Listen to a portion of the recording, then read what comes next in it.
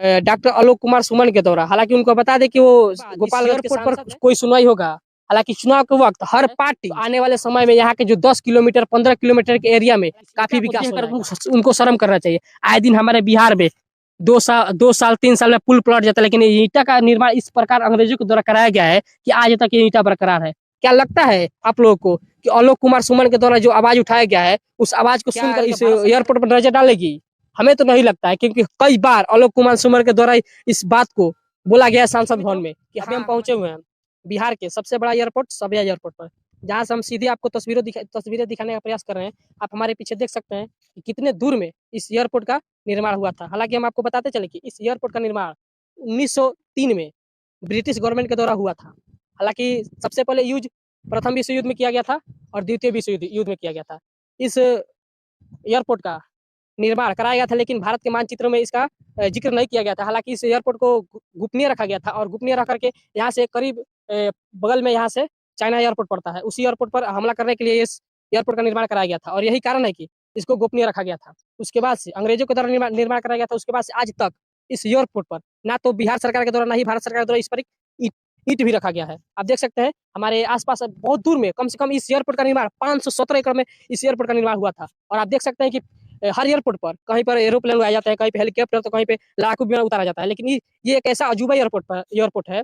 ये एक ऐसा एयरपोर्ट है जहाँ पे हम आपको दिखाने का प्रयास करेंगे। बहुत दूर-दूर तक आपको दिखाई दे रहा होगा। बहुत दूर-दूर तक इस एयरपोर्ट पे आपको कुछ ना कुछ नज़र आ रहा होगा। हर एयरपोर्ट पर तो एरोप्लेन उतारा जाता है, लेकिन ये एक ऐसा एयरपोर्ट है, एक अजूबा एयरपोर्ट है जहाँ पे केवल बकरी, गाय, भैंस, कबूतर को उड़ाया जाता है। लेकिन इस एयरपोर्ट पर आज तक तब से लेकर के आज तक इस एयरपोर्ट पर ना ही कोई हेलीकॉप्टर उतरा है और ना ही कभी लड़ाकू विमान उतरा है, ना ही कभी एरोप्लेन उतरा है। हालाँकि हम आपको जानकारी के लिए बताना चाहते हैं कि इस एयरपोर्ट पर इंदिरा गांधी आई हुई थी चुनाव के वक़्त और उसके बाद से अभी तक कोई भी नेता यहाँ पे नहीं आया हुआ है। हालाँकि इस एयरपोर्ट के लिए कई बार आवाज़ उठाया गया है डॉक्टर आलोक कुमार सुमन के द्वारा। हालाँकि उनको बता दें कि वो गोपालगंज के सांसद हैं और सांसद के नाते होने के नाते उन्होंने कई बार इस एयरपोर्ट पर आवाज़ उठाया है। लेकिन क्या लगता है आप लोगों को कि उनकी आवाज़ उठाने के बाद इस एयरपोर्ट पर कोई सुनवाई होगा? हालाँकि चुनाव के वक़्त हर पार्टी इस बात पर ज़िक्र करती है कि हाँ, हमें साबिया एयरपोर्ट को बनाना है।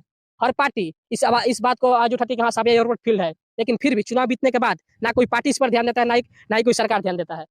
हालाँकि हम आपको बता दें कि ये एयरपोर्ट अगर ये इस एयरपोर्ट को बना दिया जाता है, तो आने वाले समय में यहाँ के जो 10 किलोमीटर 15 किलोमीटर के एरिया में काफ़ी विकास हो जाएगा। हालाँकि आपको बताते चलें कि बिहार का सबसे बड़ा एयरपोर्ट है और बिहार का सबसे नंबर 1 एयरपोर्ट है और सबसे पुराना और सबसे प्राचीन एयरपोर्ट है। इसका कहानी बहुत लाज़मी है और बहुत लोग कहते हैं कि अंग्रेज आया था हमारे देश को लूटने के लिए, लेकिन अंग्रेजों ने हमारे देश को बहुत कुछ देकर गया, बहुत कुछ देकर गया। लेकिन यहाँ के जो नेता हैं, हमारे भारत के, हमारे बिहार के, हमारे लोकल क्षेत्रों के जो भी नेता हैं, उनको सोचना चाहिए कि ये जो ईंटा लगा हुआ है, इस ईंटा को देख कर उनको शर्म करना चाहिए। आए दिन हमारे बिहार में 2 साल 3 साल में पुल पलट जाता है, लेकिन ये ईंटा का निर्माण इस प्रकार अंग्रेजों के द्वारा कराया गया है कि आज तक ये ईंटा बरकरार है। आज तक ये ईंटा अपने समय पर सही समय पे पड़ा हुआ है। लेकिन बिहार के नेता को और भारत के नेता को इन चीज़ों पे ध्यान देना चाहिए। बिहार के इंजीनियर को और भारत के इंजीनियर को इन चीज़ों पे ध्यान देना चाहिए कि इनको शर्म आना चाहिए कि अंग्रेजों ने कुछ करके गया और आज तक वो बरकरार है। लेकिन यहाँ के जो नेता हैं, यहाँ के जो इंजीनियर हैं, आज भी कोई काम करते हैं तो वो टूट जाता है, वो बिखर जाता है। लेकिन इस एयरपोर्ट को देख करके देखिए, काफ़ी दूर में ये एयरपोर्ट, थोड़ा हम चाहेंगे पूरा इसको दृश्य को दिखाइए। काफ़ी एयरपोर्ट काफ़ी बड़ा है, लेकिन फिर भी इस एयरपोर्ट पर कार्य अभी तक नहीं हुआ है। क्या लगता है आप लोगों को कि आलोक कुमार सुमन के द्वारा जो आवाज़ उठाया गया है, उस आवाज़ को सुन करके क्या इस एयरपोर्ट पर नज़र डालेगी?